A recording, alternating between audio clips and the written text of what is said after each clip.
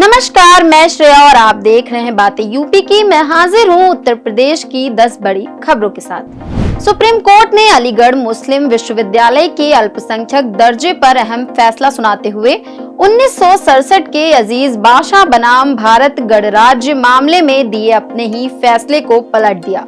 Court की 7 जजों की संवैधानिक पीठ ने 4 से 3 के बहुमत से निर्णय लेते हुए कहा कि कानून के तहत बना कोई भी संस्थान अल्पसंख्यक दर्जे का दावा कर सकता है। इस मामले को 3 सदस्यीय नियमित पीठ को भेज दिया गया है।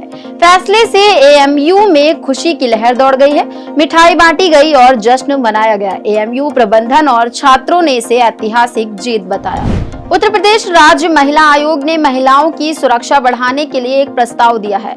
इसके तहत पुरुष टेलर महिला कपड़ों की नाप नहीं ले सकेंगे। इसके लिए महिला टेलर की नियुक्ति अनिवार्य होगी। जिम में महिलाओं के लिए महिला ट्रेनर रखने का भी प्रस्ताव है।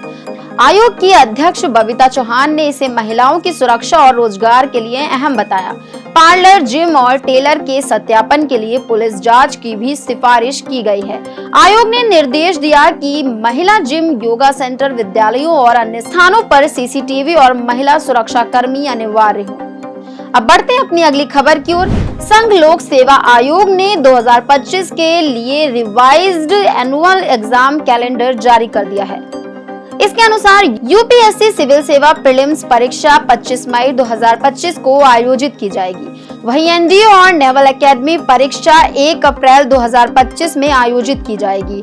सिविल सेवा प्रीलिम्स और भारतीय वन सेवा प्रारंभिक परीक्षा 2025 के लिए आवेदन प्रक्रिया 22 जनवरी से शुरू होगी और 11 फरवरी तक चलेगी। इसके अलावा इंडियन फॉरेस्ट सर्विस परीक्षा 16 नवंबर 2025 को आयोजित की जाएगी।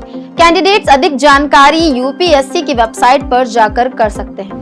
काशी में देव दीपावली को भव्य बनाने के लिए तैयारियां जोरों पर हैं। इस बार संस्कृति और परंपरा के साथ आधुनिकता का भी समावेश किया जाएगा। चेत सिंह घाट पर 3D प्रोजेक्शन, मैपिंग और लेजर शो के माध्यम से शिव महिमा और मां गंगा के अवतरण का आधे घंटे का शो होगा, जिसे 3 बार प्रदर्शित किया जाएगा।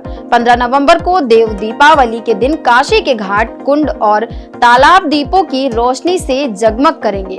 करीब 12 लाख दीप जलाए जाएंगे और गंगा द्वार के सामने रेत पर ग्रीन आतिशबाजी का आयोजन होगा। इसी के साथ अब बढ़ते हैं अपनी अगली खबर की ओर। उत्तर प्रदेश माध्यमिक शिक्षा परिषद ने 2025 की हाई स्कूल और इंटरमीडिएट परीक्षा के केंद्र निर्धारण की समय सारणी में संशोधन किया है।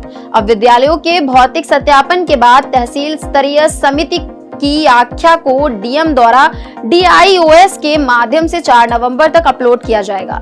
जनपदीय केंद्र निर्धारण समिति की अनुमोदन के बाद परीक्षा केंद्रों की अंतिम सूची 7 दिसंबर तक परिषद की वेबसाइट पर प्रकाशित होगी। यदि परीक्षा केंद्र पर त्रुटि या आपत्ति हो तो 2 दिसंबर तक परिषद की वेबसाइट पर आपत्ति दर्ज कराई जा सकती है। मुख्यमंत्री योगी आदित्यनाथ के नेतृत्व में जल प्रबंधन और जल संरक्षण के क्षेत्र में उत्तर प्रदेश को 4 महीने में 3 महत्वपूर्ण पुरस्कार मिले हैं। राष्ट्रपति द्रौपदी मुर्मू ने अक्टूबर में उत्तर प्रदेश को राष्ट्रीय जल पुरस्कार प्रदान किया, जिसमें राज्य को जल संरक्षण और हर घर नल योजना के तहत दूसरे स्थान पर रखा गया। इसके अलावा राज्य को स्वच्छ गंगा मिशन और जल जीवन मिशन के तहत भी पुरस्कार मिले हैं। मुख्यमंत्री ने विभागीय अधिकारियों की सराहना करते हुए निर्देश दिया कि प्रधानमंत्री नरेंद्र मोदी की मंशा के अनुरूप ग्रामीण क्षेत्रों में स्वच्छ जल की आपूर्ति जारी रखी जाए। अब बढ़ते हैं अपनी अगली खबर की ओर। उत्तर प्रदेश सरकार ने मान्यता प्राप्त पत्रकारों, वरिष्ठ नागरिकों, महिलाओं और सैनिकों के लिए एक नई पहल की है। अब इन वर्गों के लिए परिवहन विभाग के कार्यालयों में अलग से काउंटर बनाए जाएंगे। परिवहन आयुक्त चंद्रभूषण सिंह द्वारा जारी आदेश के तहत इन काउंटरों पर ड्राइविंग लाइसेंस, वाहन पंजीकरण और फिटनेस प्रमाण पत्र जैसे कार्यों के लिए विशेष सुविधा दी जाएगी। इस कदम से इन वर्गों के लोगों को कार्यालयों में बढ़ी हुई भीड़ और लंबी कतारों से राहत मिलेगी। काउंटरों के सामने बैठने की व्यवस्था भी की जाएगी, जिससे इन लोगों को आरामदायक सेवाएं मिल सके। वाराणसी स्थित बनारस हिंदू विश्वविद्यालय पूर्वांचल उत्तर प्रदेश और बिहार के लिए खगोल विज्ञान और अंतरिक्ष आधारित शोध का नया केंद्र बनेगा। पुणे स्थित inter university centre for astronomy and astrophysics ने बीएचयू के विज्ञान संस्थान के भौतिकी विभाग में अपना नया शोध केंद्र आई-कार्ट खोला है। इस केंद्र का उद्देश्य युवा वैज्ञानिकों को मार्गदर्शन प्रदान करना है। आई-कार्ट के तहत साल में 100 से ज्यादा कार्यक्रम होंगे, जिनमें प्रशिक्षण, प्रायोगिक सत्र और कार्यशालाएं शामिल हैं। विभाग के वरिष्ठ आचार्यों के प्रयासों से यह केंद्र स्थापित हुआ है और इसका पहला कार्यक्रम 25 से 27 नवंबर तक आयोजित होगा। इसी के साथ अब बढ़ते हैं अपनी अगली खबर की ओर। लखनऊ बेंच ने बेसिक शिक्षा विभाग की लास्ट कम फर्स्ट आउट स्थानांतरण नीति को निरस्त कर दिया है। न्यायालय ने 26 और 28 जून 2024 के शासनादेश और सर्कुलर को भेदभावपूर्ण करार देते हुए खारिज कर दिया। न्यायमूर्ति मनीष माथुर ने याचिकाओं की सुनवाई करते हुए कहा कि इस नीति के तहत जूनियर शिक्षकों का ही स्थानांतरण होता है, जबकि सीनियर शिक्षक अपने विद्यालय में बने रहते हैं। न्यायालय ने इसे संविधान के अनुच्छेद 14 के खिलाफ बताते हुए इसे निरस्त कर दिया, जिससे अब शिक्षक छात्र अनुपात बनाए रखने के लिए नई नीति तैयार की जाएगी।